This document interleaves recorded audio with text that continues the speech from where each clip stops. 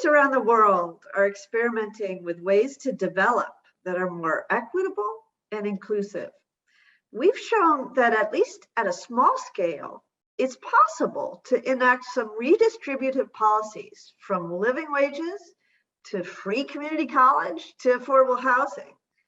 But just as we try to scale up these policies, we're about to hit a new challenge: displacement related to climate change. This is taking place in multiple forms: extreme heat, flooding, drought, wildfires, and more. Estimates are that 40 million people were displaced by these disasters just last year. The latest World Bank estimates on internal climate migration suggest that by 2050, the numbers will reach 216 million each year due to slow onset climate change impacts from water scarcity, from low crop productivity, and sea level rise. There'll also be less livability from heat stress, extreme events, and land loss. So sub-Saharan Africa, South Asia, and Latin America will be the hardest hit. The estimates are for internal migration only, but many, if not most, will try to move outside their country if border regulations permit. We just don't know which countries will be welcoming them. The Internal Displacement Monitoring Center adds the dimension of conflict to those numbers, pointing out that in addition to the millions displaced by climate, about 1/3 more will be displaced by political conflict, and a lot of that will be related to climate as well. Adding to this are the economic costs. Numerous studies, including this one out of Berkeley and Stanford, have established the economic losses that will be suffered primarily in the global South. As a recent New York Times series asked, where will those displaced by climate go? By and large, I would argue, they will go to cities. 70% of the world's population will be in cities by 2050. History has shown that those who are displaced tend to go to cities where there's more economic opportunity and where chances are they have social networks. By and large, they will go to the cities that are cooler. And as this map shows, the places that don't need air conditioning are largely in the global north. This is an enormous challenge for coming decades. By 2050, cities are going to have to learn how to accommodate millions of newcomers. And this is going to require new thinking about equitable development, or how to address inequality and increase opportunity on a very large scale. We already know from Sally Angel's work at NYU that urban expansion or sprawl is how most regions are developing. Most of the new residents will move to the periphery of cities. But most opportunity lies at the center of cities, at the region's core. So we're also going to have to think through what will happen as the core redevelops. It's important to see this in historical perspective. Beginning in the 1950s, we started remaking our cities.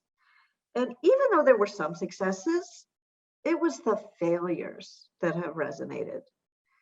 This is the construction of the Cross Bronx Expressway, which displaced thousands of low-income residents and divided the community.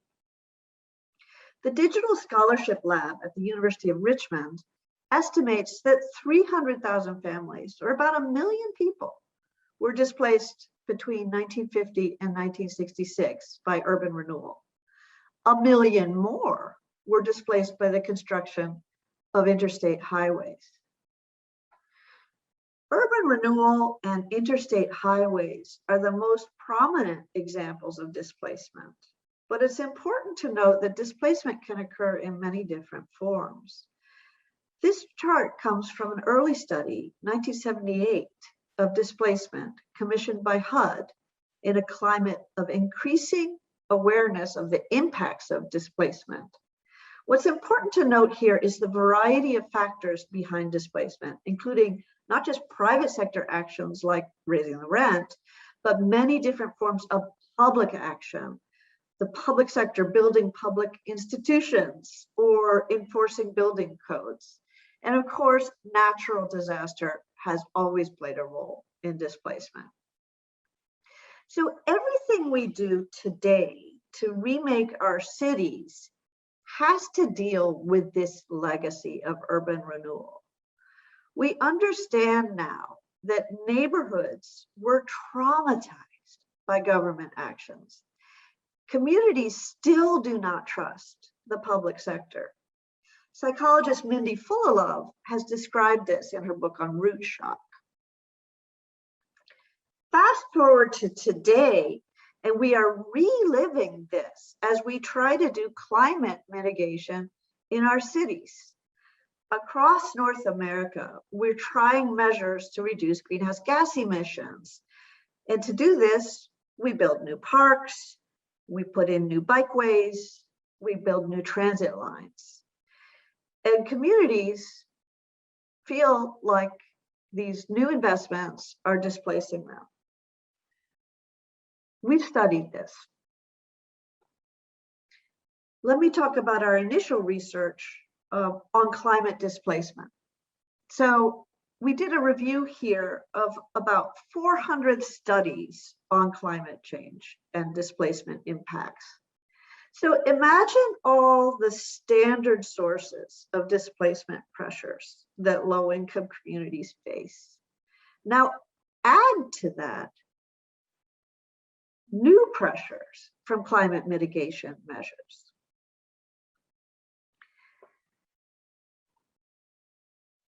Before jumping into some numbers, let's think about for a moment what's different about climate displacement. So I'm going to outline just a few ways that climate displacement brings a new and different set of issues to deal with. One issue is solastalgia. That's place attachment. So communities that are displaced by climate are particularly prone to suffer from this sense of loss because their places are usually gone forever. Policies play a role here. So countries will differ in how they approach the new climate migrants and how they structure their immigration quotas, and then how at the same time they're dealing with climate mitigation in their own countries. In the case of climate displacement, there's a special north-south-north dynamic. So unlike previous waves of immigration, we're now talking about a movement that is mostly from developing countries in the global south to advanced industrial nations in the north. We need to consider here also mental health impacts that are particular to climate crises. We're already seeing this in some ways with the pandemic, how these crises quickly create mental health crises as well. There are cultural tensions. Receiving communities often do battle over cultural issues, and conflicts can become quite violent as migrants are forced to integrate. There's also issues of species migration, not just the human species, but all types of species. And it may become necessary to manage different species to prevent biodiversity loss at the same time as we're dealing with climate migration from humans. And finally, there's a set of imaginaries that are really affecting the narratives out in the world about climate displacement. And I'd like the example of zombie fiction because it's one that an image that many are using. Across the arts and humanities, we're seeing a number of different storytelling approaches. And zombie fiction is one of the most terrifying, with images of everyone fending for themselves in the middle of a climate crisis.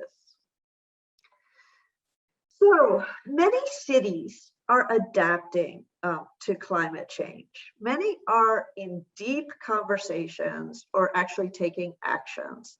So this visual is from a C40 Cities report with McKinsey describing all the actions cities can take, from assessing and accounting for risk, to developing insurance systems, to issuing green bonds, and making a series of physical inventions like street trees and flood barriers.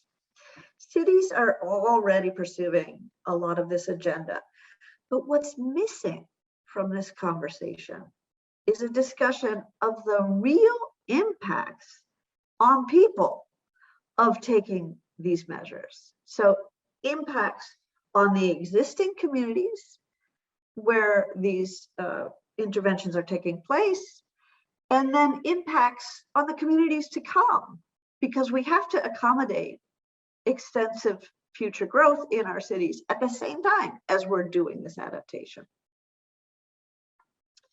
We did a study measuring the unintended consequences of climate change mitigation in California. California is investing in many different ways, using cap and trade revenues and other bond financing to fund parks, to fund transit, to fund active transportation. We looked at these investments, and then we looked at how many households got displaced by them. We compared investment neighborhoods to control neighborhoods.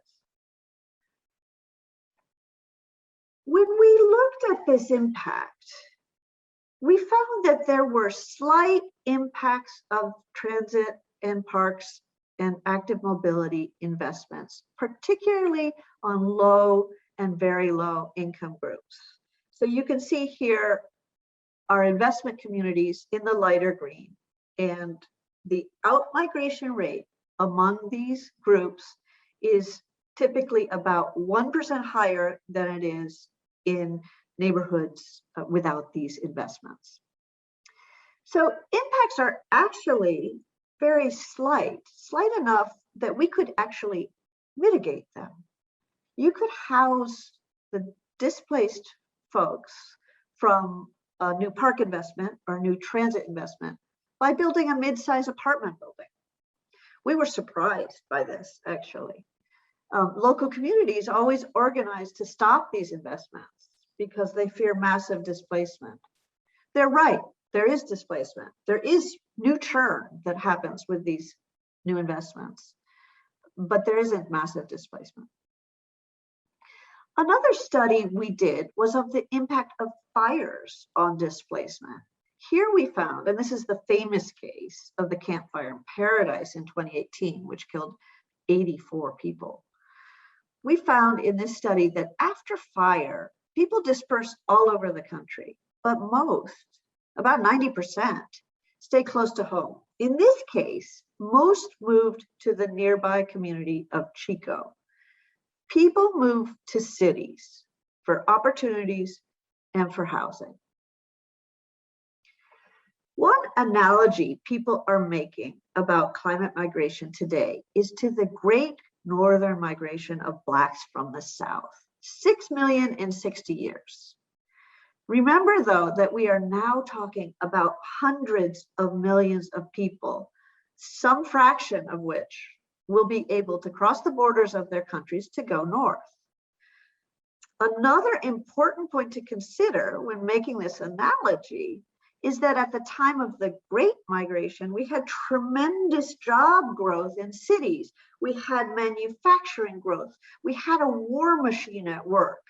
And we had new mechanisms to build and finance housing construction at scale in new subdivisions with VA financing, for example. We no longer have job and housing growth at this scale that will accommodate these newcomers, the new climate migrants. So let's think about how this might play out in two different urban and institutional contexts. Let's think about San Francisco in the United States and Toronto in Canada. Both have affordable housing crises right now, driven in part by the rapid growth of tech jobs. Both have extensive nonprofit networks to deal with the issues of refugee resettlement and immigrant incorporation. But both have rapidly rising land costs at the core that are driving sharp housing price increases throughout the region. In both areas, immigrants head for the suburbs, but jobs and opportunity are still concentrated downtown.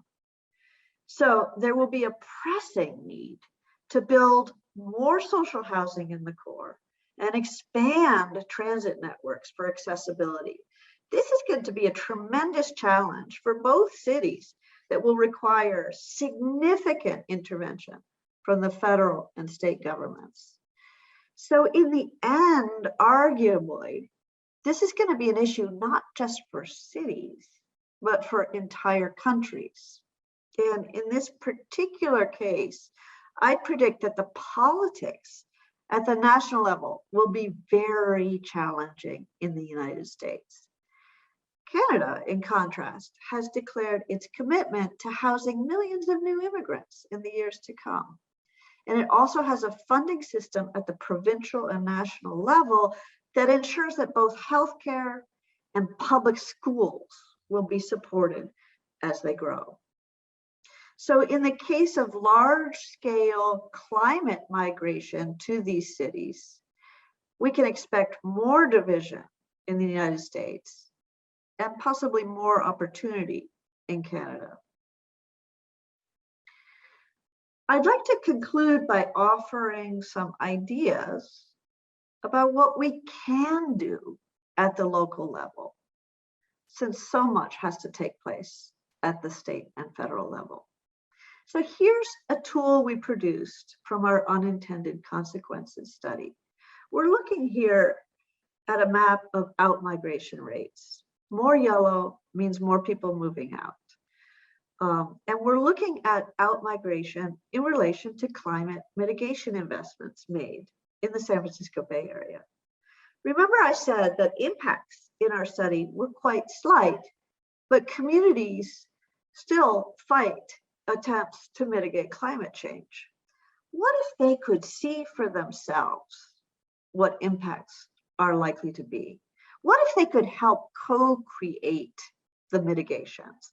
And what if they could help co-create space in their communities to accommodate the newcomers that we are going to have to make room for? We've seen this kind of tool work in communities around the country fighting displacement. You can bring a map to city council, just as this man did in San Jose, to show the policymakers that they need to do something. So for more about our work on climate mitigation and displacement, please see our book by MIT Press. Thank you very much.